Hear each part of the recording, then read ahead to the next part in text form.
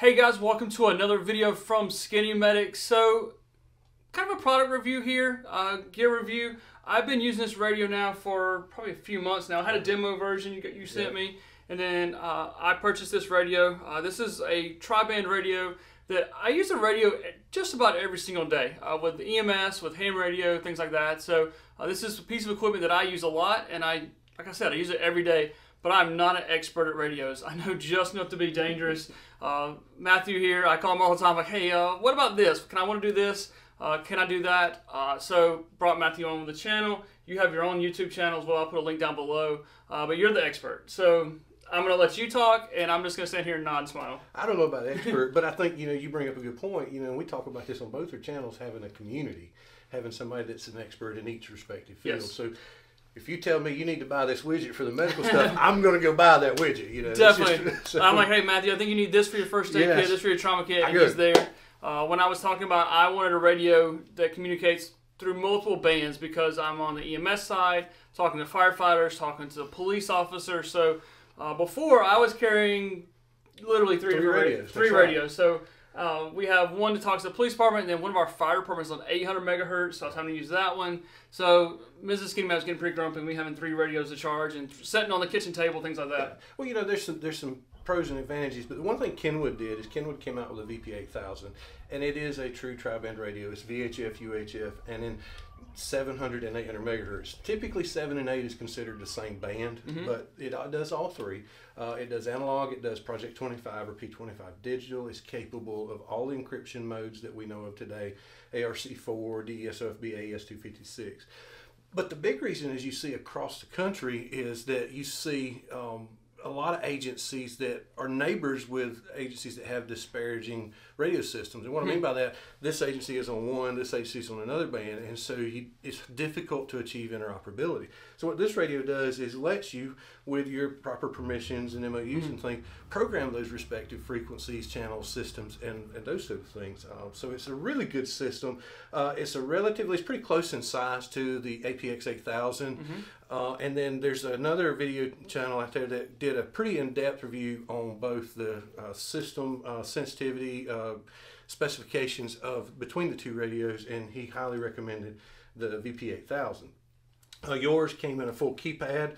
There is no cell phone in it. It's just a keypad. The coolest thing about the keypad is you can program it like stereo preset buttons. Yeah. So like in your case where you're SWAT medic with multiple agencies, you can actually set up your buttons to go to their respective SWAT channels and not have to scroll through zones and channels. Yeah, I've changed the button setup probably 4 or 5 times already. Like it seems like I would run a call, do something. God, I wish that was different. I'll come home and change the button configuration, and I probably will change it again very shortly again. So the software for me being just enough to be dangerous is very easy to use. So one of the things about the software that I really like is it has something called over-the-internet programming, or OTIP.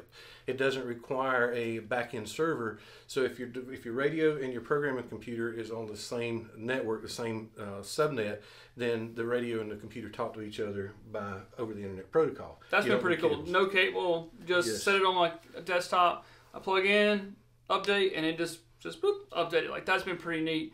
So tri-band, for those of you guys who may not be familiar, talk about that a little bit, like UHF, VHF, and what the advantages are. We talk about the disadvantages, because a lot of times I'm trying to listen multiple times, and it would be helpful. And I still use multiple radios sometimes. I want to dedicate it to listen to that channel, but I'm also over here doing this thing. So, but what are the advantages of having a tri-band radio? So the advantage is you have it all in one.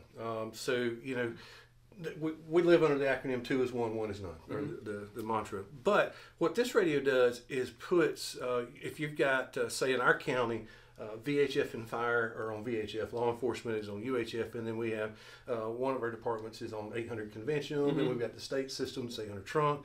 It puts all that in one device. So depending on where you roam across the county, or if we go mutually with our neighboring departments, it allows you to do that. So VHF typically can't talk to UHF and 800, and then vice versa on the opposite can. So VHF is 150 megahertz, UHF is 450, and then of course 800 is 800. This puts it all in one and allows it to seamlessly interoperate. You don't need to change antennas. You don't need to change hardware. So for first responders, I know like we're not talking about like civilians here because this is not for the average civilian, probably not the average ham radio guy. This is a little expensive. So I think this is dedicated to first responders that want to purchase their own radio, things like that.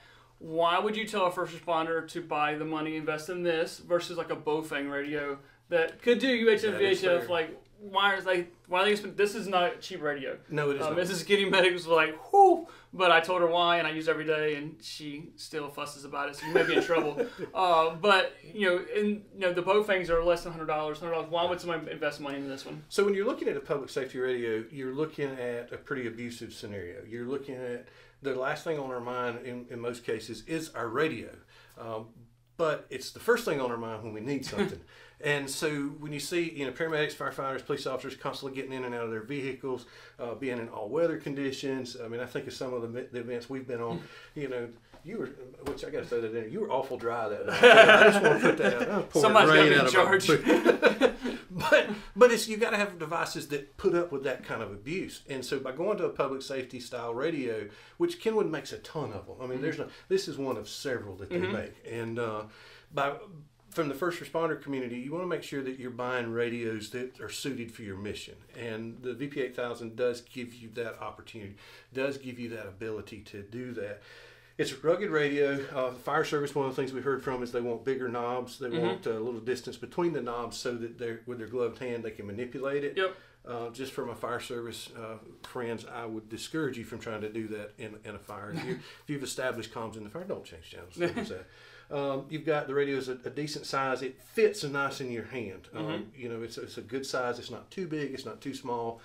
The other thing that it does, if you're a legacy Kenwood user where you run the NX5000 line, the batteries, the shoulder mics, all of that is interchangeable with this radio. So you don't have to go out and forklift all of your accessories, your chargers. If you've got bank chargers for the NX5000 line batteries, that'll work with these as well. Awesome. So I think this is comparable like the APX radios, Motorola. The 8000. So like if you're looking for a tri-band, the APX 8000 has probably been the one to go to right now. For me, looking at, that's one I was looking at before you turned me on to this radio. Why would someone choose this radio, Kenwood, over the APX? So the radio is every bit as rugged, every bit as capable. The sensitivity in my testing, the receiver sensitivity is slightly better on this radio than the 8000 that I tested. It's close to apples and apples as you could really get. It's like Ford versus Chevy? It really kind of is. Okay.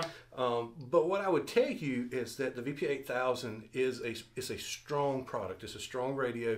There's a significant price difference. And of course, I'm not going to get on the price differences on the video. Contact your dealer. If you're in South Carolina, call us.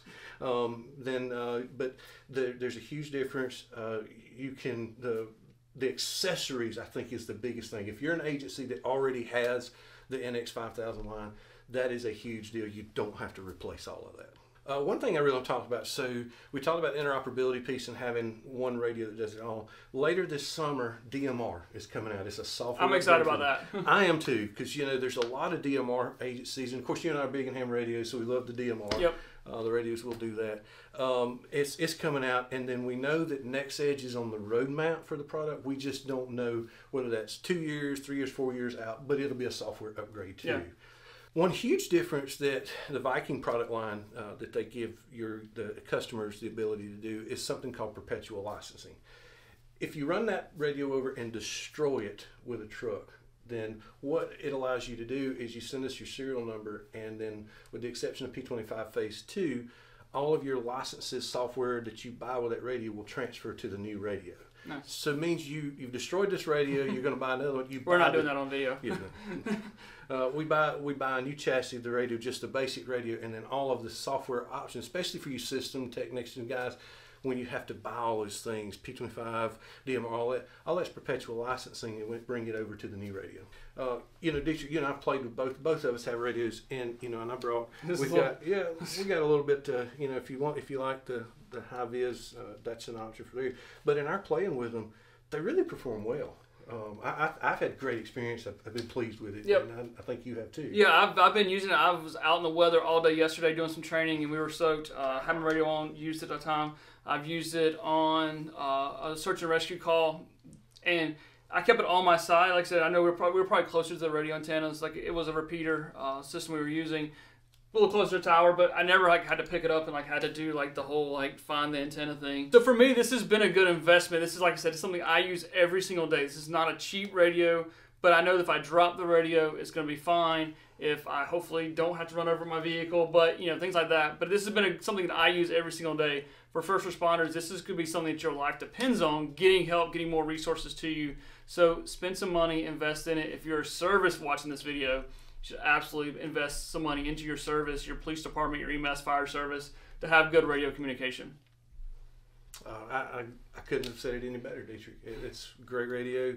Kenwood makes a really strong product line. I'm very proud of the product we represent, and I think it's gonna. I think this is here to stay for a long time. If you're in South Carolina and you want to get in touch with us, you can call us at our office. It's 803-547-2500, and you can ask for me, Matthew Littleton, because there's several Matts that work at our office. And then also we've got Rock Communications, LLC.com is our website, and then FleetTalk.net. Awesome. Well, thank you for doing a quick video with me and talking about, since you're the expert here, the radio stuff. So thank you guys for watching. You never know when you'll be the first responder. Remember, you need the right gear and the right training.